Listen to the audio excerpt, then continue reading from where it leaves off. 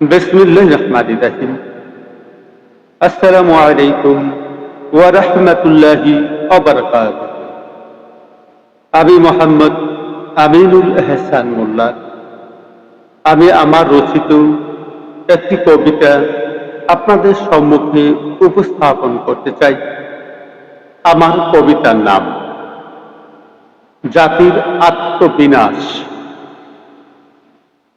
যে জাতি মাতৃভূমির জন্মগাথা করে বিভক্ত, ইতিহাসকে করে ক্ষতবিক্ষত,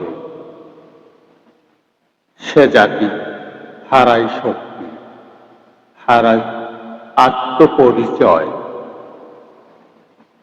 যে জাতি রাষ্ট্রের স্থপতিদের সম্মান করে না, গুণীজনকে অপমান করে, চাটুকারদের বন্দনায় মাতে, সে জাতি সভ্যতার আলো পায় না। যে জাতি ক্ষমতার লোভে ডেকে আনে দেশ বিরোধী শত্রু, গোপন চুক্তিতে বিকিয়ে দেয় স্বার্থ, সে জাতি মেরুদণ্ডহীন।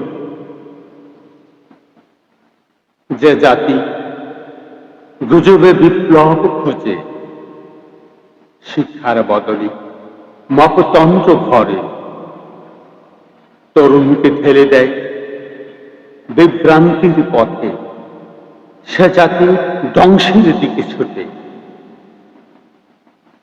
যে জাতি শহীদদের রক্তকে অপমান করে, মা বোনের মর্যাদা রক্ষা করে না, খুন গুম দুর্নীতি আর সন্ত্রাসে নীরব থাকে, সে জাতি মাথা উঁচু করে দাঁড়াতে পারে না। হে জাতি, জাগো সত্যি, জাগো নয়, জাগো ঐক্যের অগ্নিমন্ত্রে, নতশির নয়। চাই জাগ্রত বিবেক, চাই স্বদেশী প্রেমের বজ্র শপথ, চাই মুক্তির দীপ্ত ভবিষ্যৎ, চাই মুক্ত দীপ্ত ভবিষ্যৎ। ধন্যবাদ।